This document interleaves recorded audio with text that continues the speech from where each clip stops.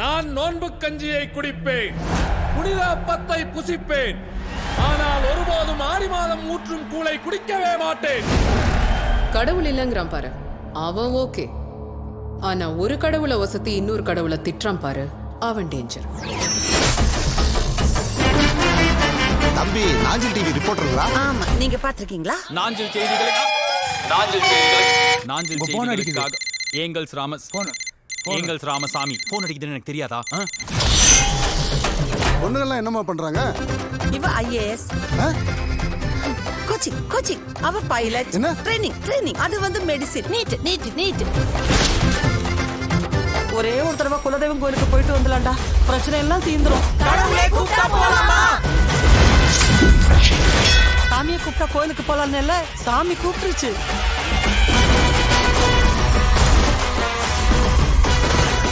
நான் தான் அம்மன், மூக்குத்தி அம்மன், உங்க குலதெய்வம். 3 மூக்குத்தி பட்டா மூக்குத்தி ஆயிடுவாங்க. நீங்கெல்லாம் நம்பல இல்ல?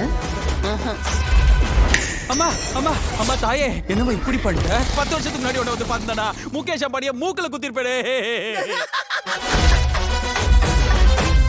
ஆமா, ஏன் உங்க முடி கருப்பா இல்லாம செம்பட்டியா ஃபாரின் அம்மன் மாதிரி இருக்கு? கண்ட தண்ணியில் அபிஷேகம் பண்ணா அதான் கலர் மாறிடுச்சு. நீங்க கடவுள் தானே, உங்க பவரை யூஸ் பண்ணி ஆன்லைன் கிளாஸ்ல கேன்சல் பண்ணிருங்களேன்.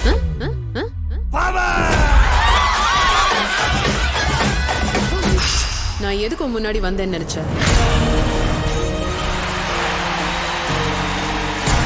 எது நடக்கக்கூடாதுன்னு பயந்தேனோ எக்ஸாக்டா அதே தான் நடந்திருக்கு. இவங்களை பொறுத்த வரைக்கும் இவ்வளவுதான் கடவுள், இதுதான் பக்தி. தமிழ்நாட்டுல மட்டும்தான் இன்னும் மதத்தை வச்சு ஓட்டு வாங்க முடியும். அடுத்த 5 வருஷத்துல அதை நான் வாங்கி காட்டுவேன். பார்க்கலாம் அவன் என்ன பண்றான்னு பார்க்கலாம்.